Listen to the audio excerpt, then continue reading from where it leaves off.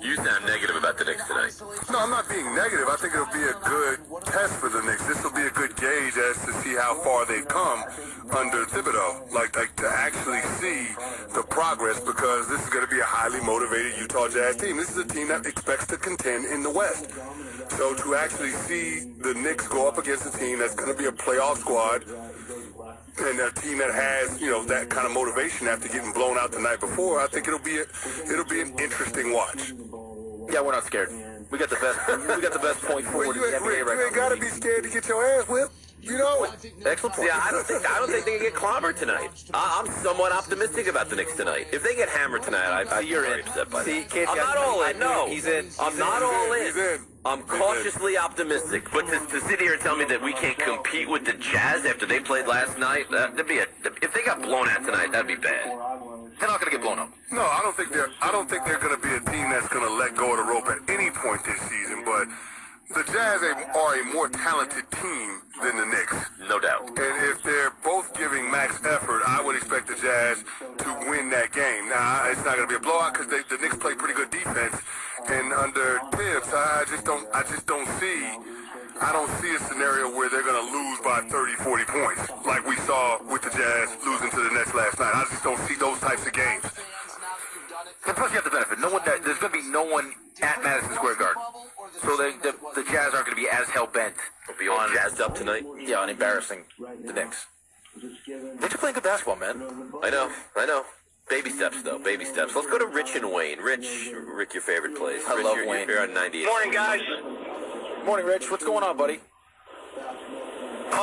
First of all, I'm grateful that you're in this time slot because I work in Philadelphia, Pennsylvania, but I live in northern New Jersey, so it's a big ride for me.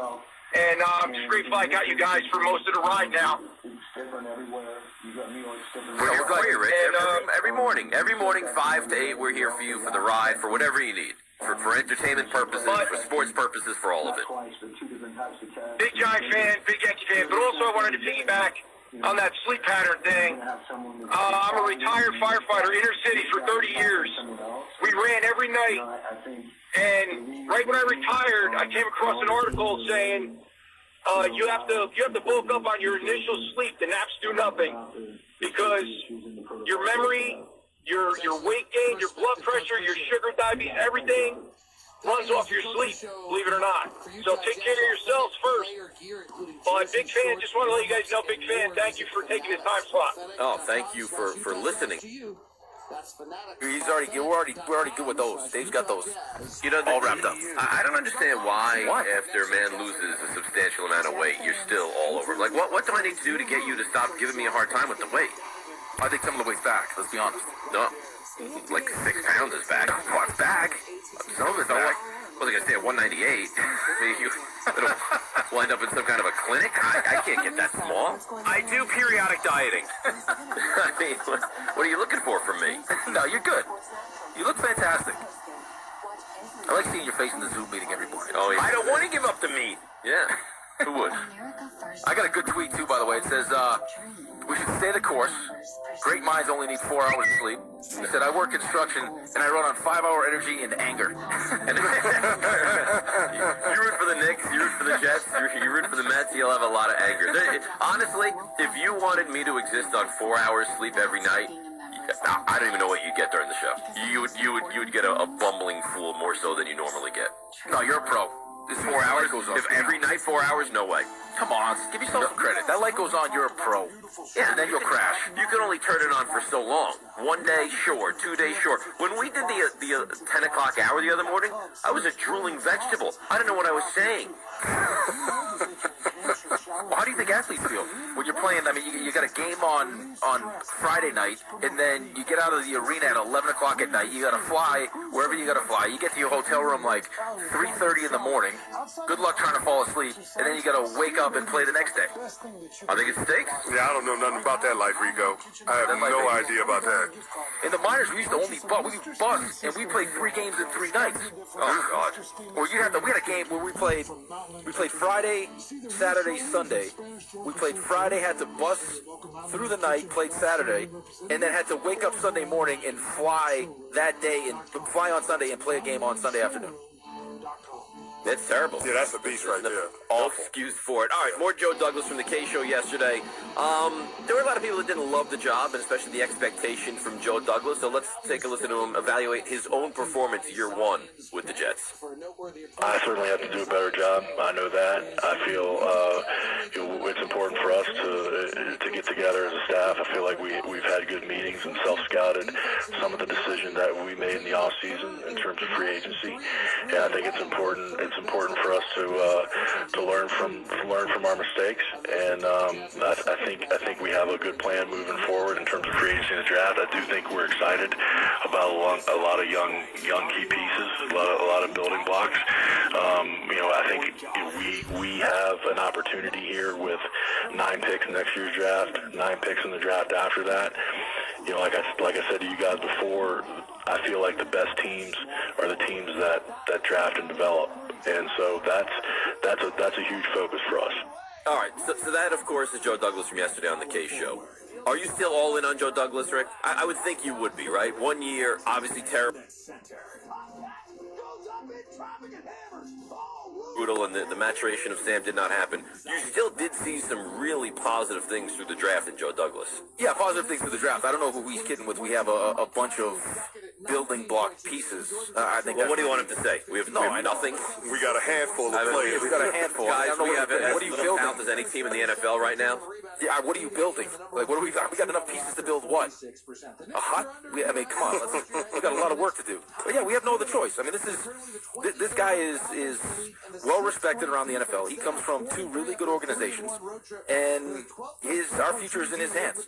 So at this point, I mean, he's given me no reason outside of telling us he felt disrespected with the expectations when he was 2 and 14. But I mean, good draft. You like Becton. What we saw in Mims was really good. Ashton Davis flashed. So yeah, I mean, this is our guy, and hopefully he does the right things. We'll see what happens with the biggest decision, which is the coach. Yeah, you're going to have to see it through with Joe Douglas. I mean, it was clunky from the moment that he was hired because it was late in the offseason cycle. You're like, what are the Jets thinking about letting Mike McCagnon run the draft, letting Mike McCagnon spend all that money in free agency just to fire him after you hired Adam Yates? That made no sense. But you're here at this position right now, and so you're going to have to let Joe Douglas see this plan through the next couple of years, the next couple of drafts with all of those picks. That's going to be on him. And hopefully he can use that to get this thing turned around. But I still think the most important part of this equation is picking the right head coach. Because you can get the players, but if you don't have the right coach to develop the talent, then you're going to be in the same place we're talking about the Jets being in right now in 3 years, except you'll be looking for a general manager as well as another head coach. Thanks for listening to the DiPietro, Canty, and Rothenberg podcast. I don't wake up at 4 a.m. to wear a swim shirt. Looking for more access to the show? Follow us on Facebook, Instagram, and Twitter at DCR on ESPN.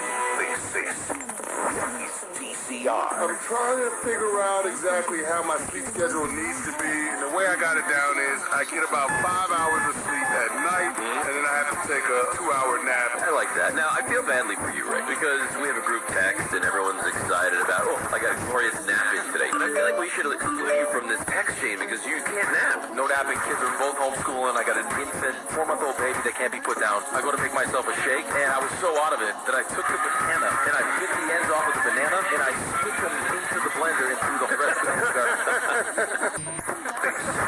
It's DCR. I wanted some of that banana, and I ate it. On 98.7 ESPN. That's right, we are the Sleepless Wonders. DCR with you, 98.7 ESPN. Time for Straight Talk, brought to you by Straight Talk Wireless. Look, I'm like 5 o'clock in the evening. You must just be ready to sleep for the night, right? At what time, Rick, would I say you can go to sleep that you would say, I'll take that, I'll go to bed? 3:30. You probably would, though. Yeah, 3:30. If I don't get a cup of coffee around like 3:30, it could be lights out at night. Like I could fall asleep standing up. But 5 o'clock, we're just finishing up dinner. We get the dessert for the kids. I'm sorry. I can't. You're finishing up dinner at 5 o'clock. You might as well wear white shoes and move to Miami Beach. How are you finishing up dinner at 5 o'clock? very easily. We start cooking at around 4, 4:30. Kids eat around 5. Then they have the dessert. Play some games. I was a hero yesterday. I flew the drone yesterday. Perfectly landed the drone. I thought the drone got stuck in the tree. No, Red, you weren't here for that. My dad came. You know, They got the drone. You got the drone? They got the drone. Okay. He emasculated Rick, though, in the drone, getting it back. Because it took him how long, Rick? Like 12 seconds to be like, oh, here's the drone. Yeah, like 15 seconds maybe. He identified the branch, like the vine, pulled on it, drone came right down. Hero. Made me look like a chump right in front of Milo. I was like, Grampy, you're the greatest. Yeah, but it's just a win for Grampy. He already thinks you're a hero. Especially now, too, because I flew the drone successfully numerous times yesterday and landed it. And the drone did not get stuck in any trees. There you go. Are you nervous about that all the time? Yeah, I mean, it's